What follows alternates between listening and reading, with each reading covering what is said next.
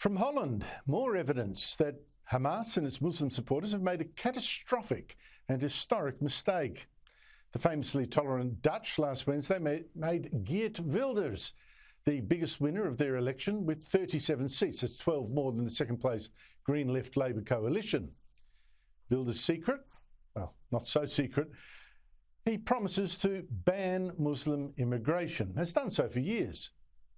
But the people are saying enough is enough. Let us reclaim our country. Stop the mass immigration from Islamic countries.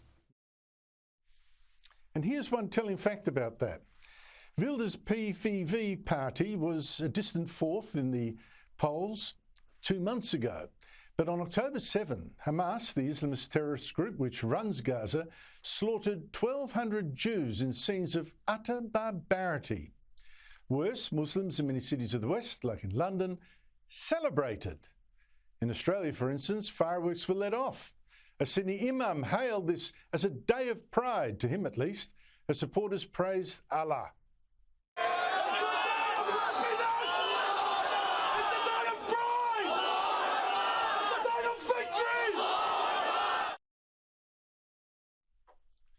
Now, infamously, a mob even chanted, "Gas the Jews," outside the Sydney Opera House. You may say, I'm just talking here about a small minority of Muslims. Yet not one Muslim organisation in Australia, for instance, unambiguously condemned what Hamas had done.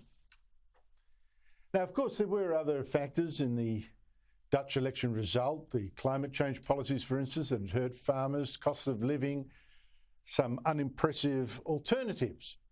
But immigration seems to have been decisive. And that Hamas attack on Israel and the reaction to it in Europe, in particular, pushed that issue right up to the front of the queue. You see, in Europe, the pro-Palestinian protests in cities like London and Paris and Rome were massive and threatening. Flares outside this London synagogue, for instance, and the tagging of Jewish homes and the threats of Jew killing. Death to all the Jews! Amsterdam too. They had more of these huge rallies by Muslims and, of course, their supporters in the far left. And they even occupied Schiphol Airport. But what did these protesters think they'd actually achieve with this show of force and these genocidal chants of "from the river to the sea," meaning the end of Israel? Did they really think the public would look at all that intimidation and actually, oh yeah, we'll side with you protesters, we'll side with you out of fear? Is that what they thought? That fear would win this for them? Particularly when so many voters would open their doors. Oh my goodness, look at all those angry Muslims in the streets, taking over the city streets for prayers and protests. Now, it's true that in Australia, the Albanese government, did tremble. It's trying not to offend the Muslim voters who are dominate key Labor seats in northern Melbourne and Western Sydney. In fact, the government even did a reverse Wilders, handing out 860 temporary visas to Palestinians in just 6 weeks. Almost no possible means of verifying security issues there. I mean, seriously, 860 temporary visas for Palestinians. But check the public's hostile reaction to that. You know, whatever a lot of people might think about Israel, the way Israel's defending itself, whatever. Very few people seem to think, well, we should keep importing more Muslims. In Australia's case, more Muslims in 5 years than there are Jews in this country. Now, until October 7, of course, few people would have dared say things like that, end Muslim immigration, cut it back, whatever.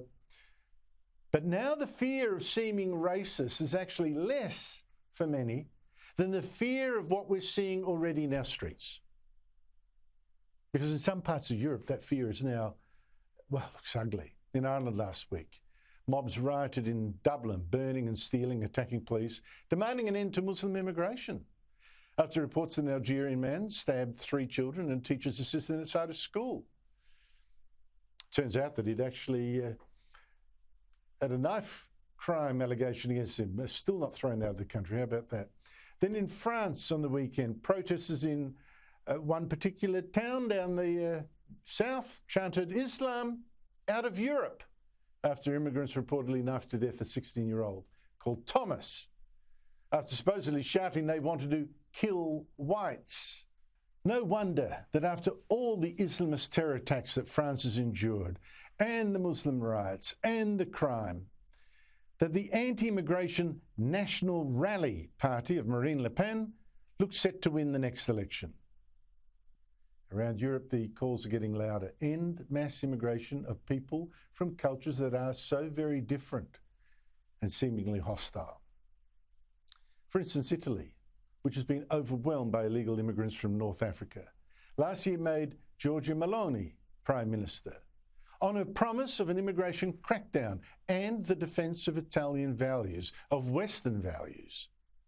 When the Christian identity of Europe is under attack by a distorted secularism that even attacks the symbol of the Christian tradition while throwing open the gates to the most intransigent form of Islam that wants to apply Sharia law in our European homelands and which lies at the heart of the Islamic terrorism that has caused bloodshed in Europe and in the United States. Or look at Germany. In 2015, it recklessly took in more than 1 million immigrants from the Middle East and Africa, then faced the inevitable problems integrating them. Crime, the whole thing. The reaction is the anti-immigration Alternative for Germany party. On the day after that Hamas attack on October 7, it had its most significant election win to date. 40.6% of the vote in Bavaria's election, 18.4% in Hesse, in Germany's west, where it normally has been quite weak. Or you take Sweden. That's also had huge problems integrating its own Muslim minority, which had attacks on police over religious issues, ethnic crime going so violent and heavily armed that they have bombed houses and the police station and used grenades and machine guns in their attacks.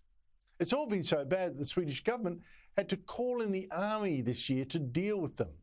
And last week, the government said, look, it wants to deport even immigrants who say things that threaten Swedish values. Now, of course, whether voters or even governments are going to get what they wish for in this field is another thing, because the media and the government bureaucracies in most countries, in most Western democracies, it's just too marinated in pro-immigration, anti-Western ideology to allow it. You've got to be pretty clever as an outsider sort of politician, political leader to get things through. You take Wilders. Now, I don't even know if he's going to become Holland's Prime Minister. Probably not. I mean, rival parties say they're not going to join him to give him the extra 39 seats. He needs to form a coalition big enough to form the government. And even if he does get partners, you know how it'll be, horse trading, they'll hobble him because it's too, far right. That's what the media establishment there say, too far right. Yet his views on Islam come from living with the consequences of Muslim immigration to Holland. He formed this party just after an Islamist assassinated film director Theo van Gogh in 2004 for blasphemy in a film he'd made. And Wilders has had to live, ever since then, under tight police protection. When I interviewed him in Australia, 5 Dutch police were there to guard him, plus some Australian ones.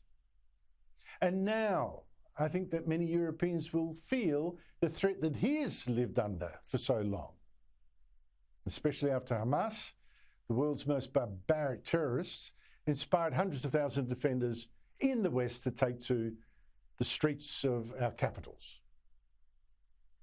So what has Hamas really achieved with all this? I think it's just shown the world the dead end of Islamist hate. It's made Muslims pay for that by spreading fear of them throughout the West. Even Muslim nations like United Arab Emirates, they disown it. And I think now many people in the West will fear the supporters of Hamas that they're seeing in their own cities.